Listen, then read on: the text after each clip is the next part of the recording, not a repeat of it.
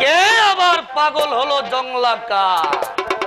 জাহাপনা পাগল হয়েছে উজির সাহেব।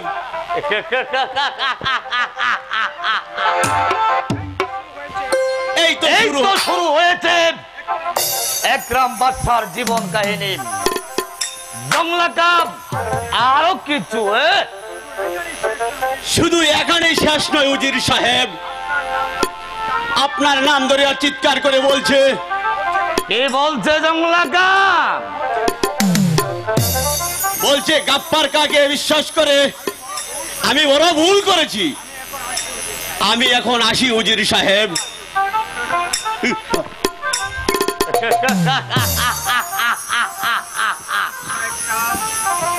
বাদশাহ একরাম, আমি তোমার জীবনের সকল আশা আকাঙ্ক্ষা চুরমার করে দিয়েছি। তোমার পুত্রবধূ আর আজাদকে করেছি এই রাজ্য ছাড়া, আর তোমাকে করেছি বন্দী।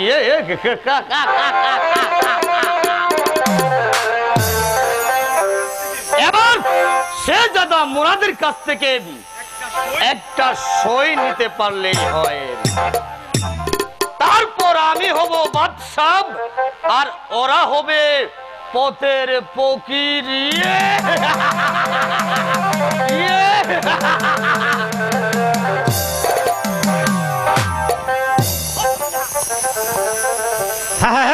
আমি নিজ হাতে হত্যা করতে না পারলেও ওদেরকে আমি অনাহারে হত্যা করব। জাফর আর তোর কলঙ্কিনী মেয়েকে যে আশ্রয় দিবে তাকেই আমি হত্যা করব।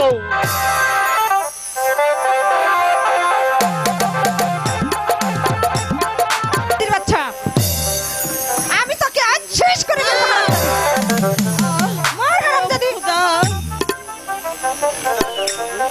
তুমি কি দেখতে পাচ্ছ না খুদা, এই রাক্ষসের অত্যাচার? খুদা,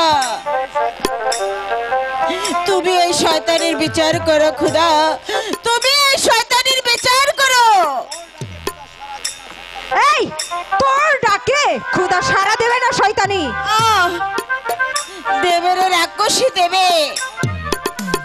আজ সারা না দিলেও একদিন সে সারা দেবে।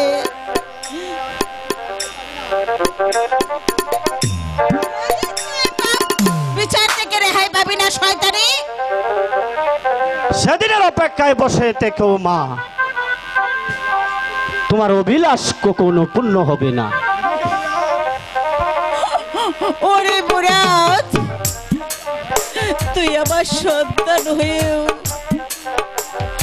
আমাকে তো অপমান করছিস।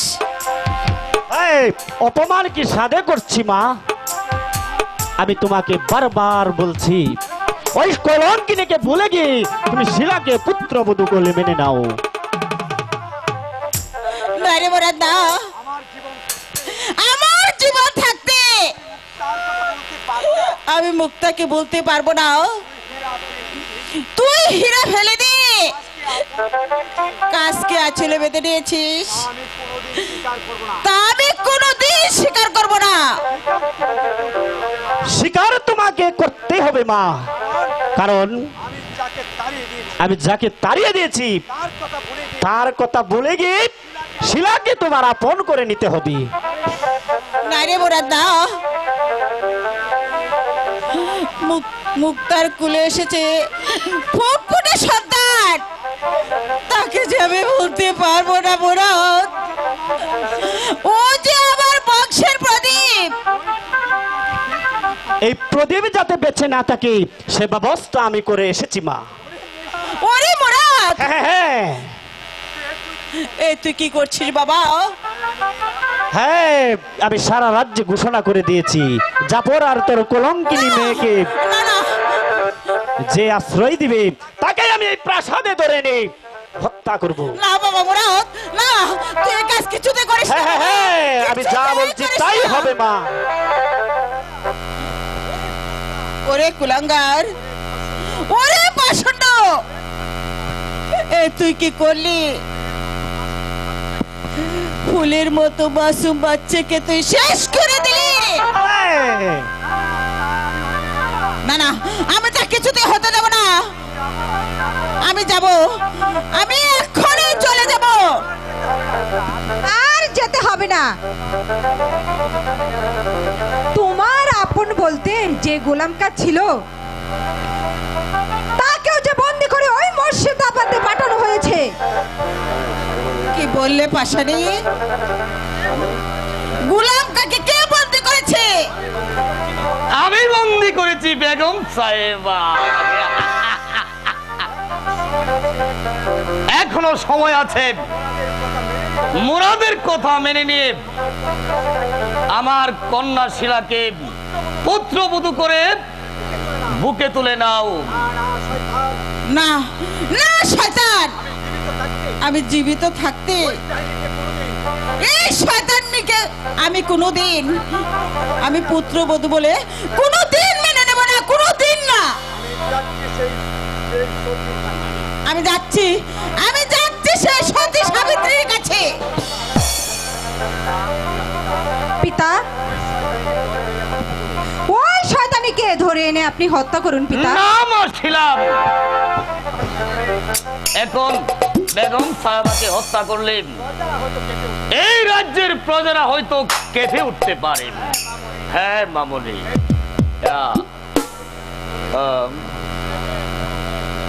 এই নে, এইখানে একটা সই করে দে তো, দে সই করে দে এইখানে একটা। এটা কিসের দলিল পিতা? এই দলিল হচ্ছে নবাবের নিকট পত্র পাঠানো। দে মা, একটা সই করে দে। না পিতা, আগে তোমার জামাতা আসুক, তারপর আমি এই কাগজে সই করব পিতা। আমি এসেছি শিলা, দাও এই দলিল একটা সই করে দাও। দেখো স্বামী, আমি কিন্তু কোনো কিন্তু নয়, উনি যা করছে আমাদের মঙ্গলের জন্য করছে। হ্যাঁ বাবা মুরাদ, হ্যাঁ। দলিলটা একটা সই করে দাও। না বাবাজি, মানে আগে শিলা মামনিকে সই করতে হবে। ইন পিতা।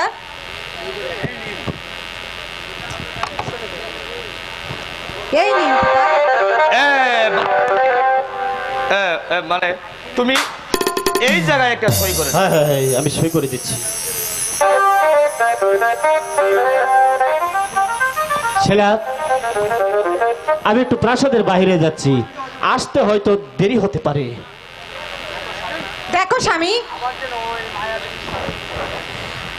স্বামী, আবার ওই মায়াবানীর সাথে দেখা হলে তার মায়া কান্নায় তুমি গলে যেও না স্বামী। যাও স্বামী।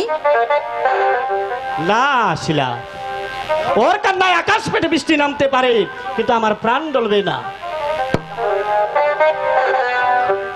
পিতা, দুদিন পর ওর অভিশাপ শেষ হচ্ছে।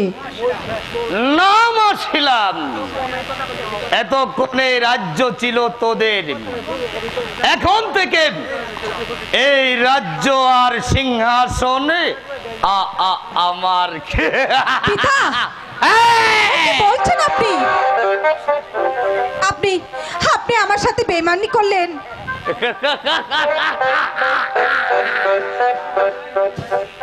এই এই সিংহাসনের জন্য আমি বেইমানি করেছি, শুধু তোর সঙ্গে নয়, আমি বেইমানি করেছি বড় ভাইয়ের সাথে, বেইমানি করেছি মুরাদের সঙ্গে। পিতা,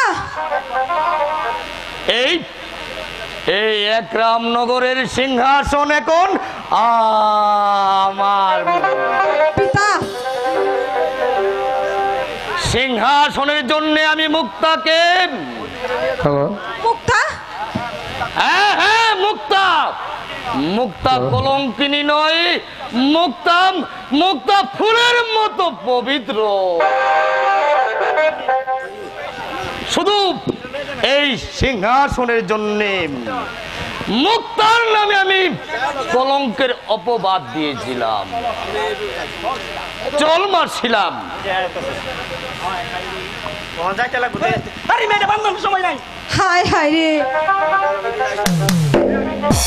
এ আমি কি করলাম? কেন কেন আমি ওই দলিলে সই করলাম? আচ্ছা আচ্ছা, আমিও দেখে নেব কোথাকার পানি কোথায় গিয়ে গড়ায়। পুত্র নিজামকে পাঠিয়েছিলাম বিভিন্ন রক্ষার জন্য, কিন্তু এখনই পর্যন্ত ফিরে এলো না।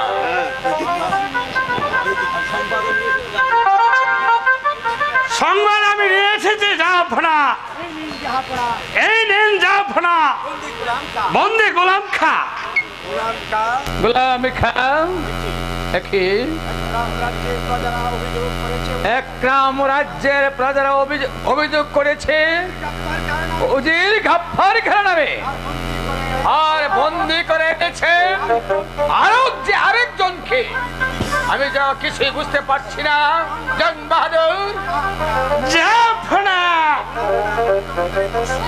গোলাম খা লুণ্ঠনকারী দর্শক, তার অত্যাচারে মানুষ, একরাম নগরের মানুষ একটু শান্তিতে ঘুমাতে পারছে না। তাই শাহজাদা নিজাম তাকে বন্দি করে পাঠিয়েছে। আপনি তার চরণ বিচার করুন। যা আপনার বিচার, হ্যাঁ আমি কঠিন বিচার করব, কিন্তু জং বাহাদুর আমার মনে হচ্ছে এখানে কেন গরমিল হয়ে গেছে। শুধু এখানে শেষ নয়, যা আপনার আরেকজন দস্যুকে খুঁজে পাওয়া যাচ্ছে না। কে সেই দস্যু? তার নাম এখনো জানা যায়নি। যা আপনার বন্দি হলেই জানতে পারবে কে সেই দস্যু। আপনি আমাকে আদেশ দিন। যা আপনার আমি এই মুহূর্তে গ্রেপ্তার করে এই নিয়ে আসবো একরাম নগরে। যাও যাও জং বাহাদুর, যেমন করে হোক সেই দস্যুকে বন্দি করে নিয়ে আসবে আমার দরবারে। আমি তাই যাচ্ছি। জাহাপনা গোলাম খান, জাহাপনা, এই গরিবের সালাম গ্রহণ করুন। জাহাপনা, আমি কোনো অপরাধে বন্দী হয়েছি বলুন জাহাপনা। তুমি অপরাধী বলে বন্দী হয়েছ গোলাম খান? জং বাহাদুর তোমার সম্মুখে যা বলে গেল তা কি সত্য না মিথ্যে? না জাহাপনা, জং বাহাদুর যা বলেছে তা সম্পূর্ণ মিথ্যে জাহাপনা। মিথ্যে? অপরাধ আমি করিনি জাহাপনা। তোমার কথা যে সত্য তার কোনো প্রমাণ আছে? না জাহাপনা, এই মুর্শিদাবাদে আমি প্রমাণ কেমন করে দেখাবো? যে প্রমাণ দেখাবে সেও বন্দী। তোমার কথা যে সত্য তার যখন প্রমাণ দেখাতে পারছো না,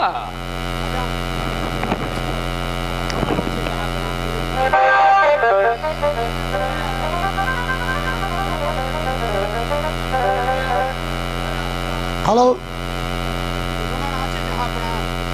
প্রমাণ আছে জাহাপনা। আমি প্রমাণ শাহজাদা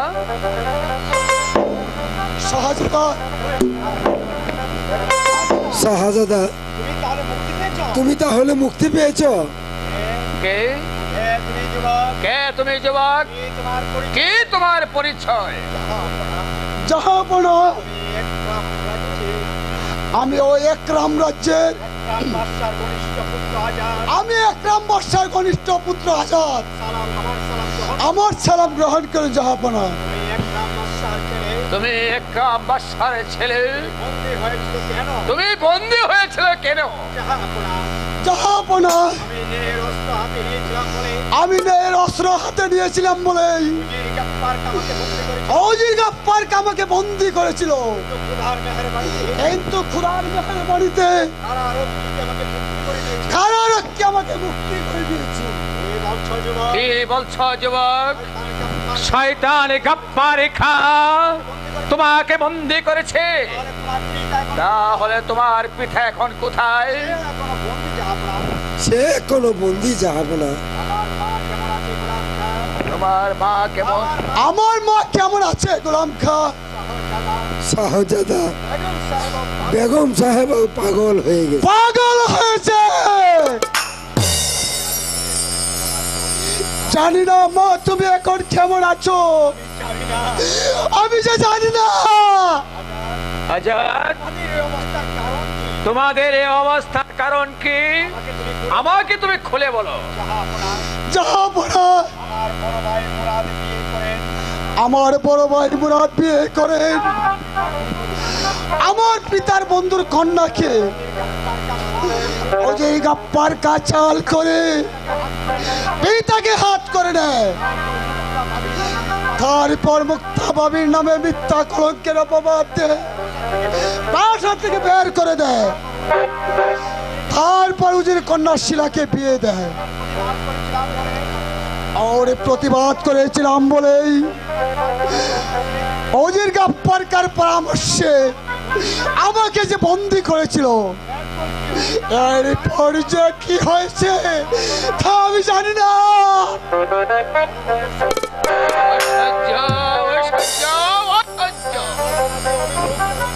যারা যে অভিযোগ করেছে তার সাথে তোমার কথাগুলো মিল পড়ে যাচ্ছে আজাদ। তাহলে গোলাম খা আমিও সেই অভিযোগ করেছিলাম জাহাপনা। আমার সেই অপরাধের জন্য বন্দী হয়েছি আমি। আপনি আমাকে বিচার করুন জাহাপনা, আপনি আমাকে বিচার করুন। বিচারই করবো গোলাম খা, বিচারই করবো। এসো এসো, তোমরা আমার বুকে এসো। শয়তান গাফফার খা,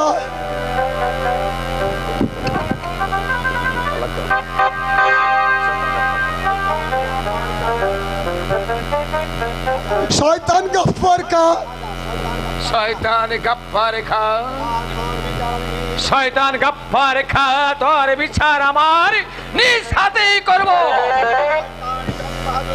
শয়তানে জং বাহাদুরকে আমি হাতে পেয়েও ছেড়ে দিয়েছি, আর তোমরা কোনো চিন্তা করবে না। চলো চলো আমার সাথে, আমি তোমাদেরকে যুদ্ধের সাজে সাজিয়ে দেব। এসো, তোমাদেরকে আমি যুদ্ধের সাথে সাজিয়ে দেব।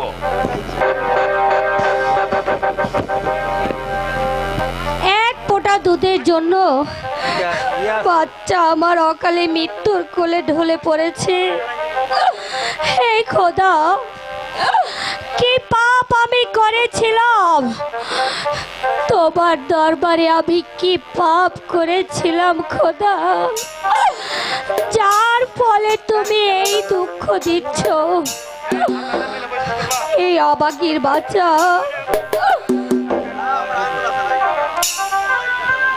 আর একটু অপেক্ষা করো, তোমার দাদু ভাই তোমার জন্য দুধ আনতে গেছে। দুধ আনলেই তোমাকে খেতে দেব।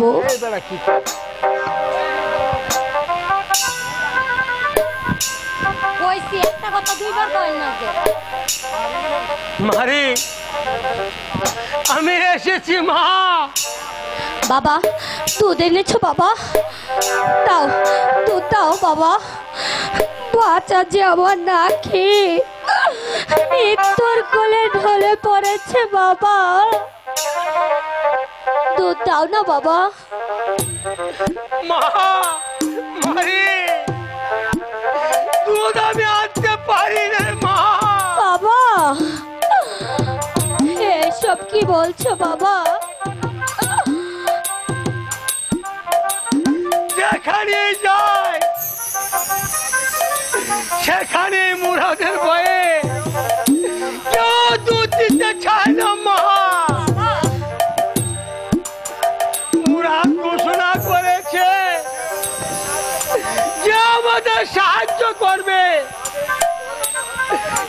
আমাদেরকে ধরে আনে হত্যা করবে মা। বাবা এই কথা শুনে কেউ দুধ দিল না মা। 3 দিন ধরে বাচ্চা আমার কিছুই খায়নি, বাচ্চা আমার আর বাঁচবে না বাবা। একই বাবা, বাচ্চার সর্বাঙ্গ যে ঠান্ডা হয়ে গেছে বাবা। মা খোকা, খোকা কথা বল, খোকা কথা বল। ওরে খোকা, খোকা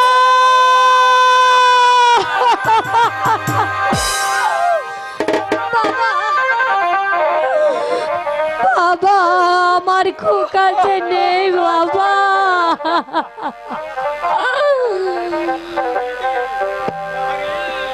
বাড়ি আমার নানু ভাই আমাদেরকে ফাঁকি দিয়ে চলে গেছে। খুদা কি করলে খুদা, তুমি কি করলে? ওরে খোকা, কেন কেন তুই জনম দুঃখিনীর কোলে জন্ম নিয়েছিলি? তোর চোখে জন্মের পর থেকে তোর মুখে এক ফোঁটা দুধ তুলে দিতে পারিনি রে খোকা। খোকা ভালো পড়তে দিতে পারিনি।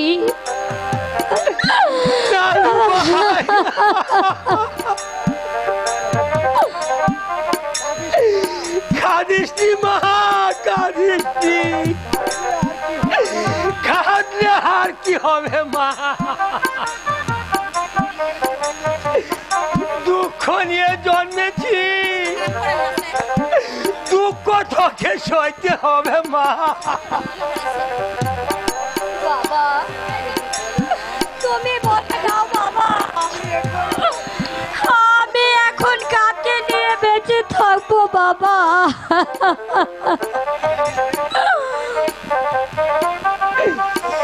সখী, সখী রে, আমি তোর কোকার জন্য দুধ নিয়ে এসেছি সখী। কোকাকে দেখি সখী। হে কি সখী, কোকা নেই সখী। আমার খোকা যে নেই সখী, আমার খোকাকে আমি বাঁচাতে পারলাম না।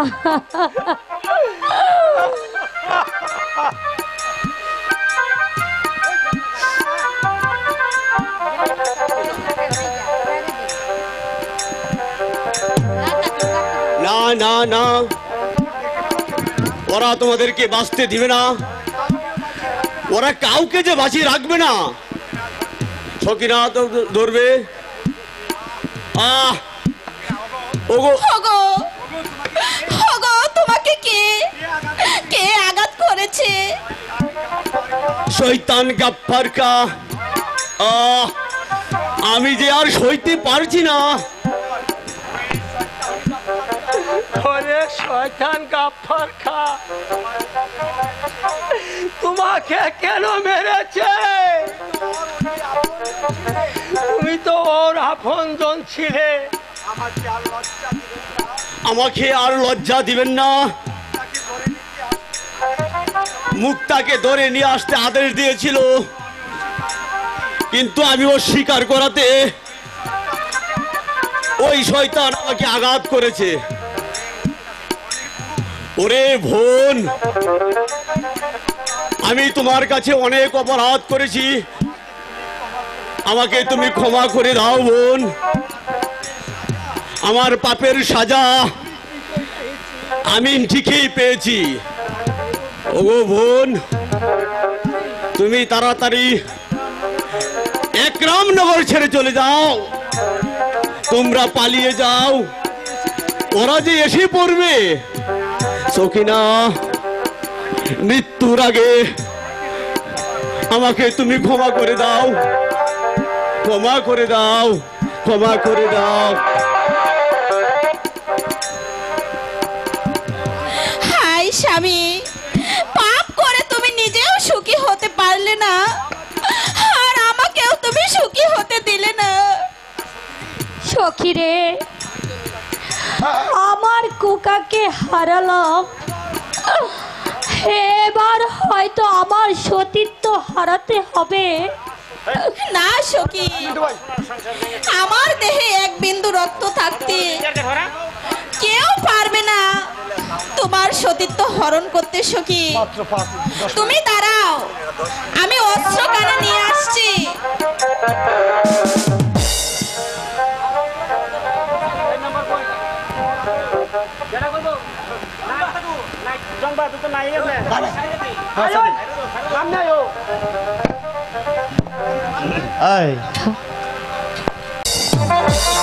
শয়তান, তোর কারণে আমার সোনার সংসার ভেঙে চুরমার হয়ে গেছে।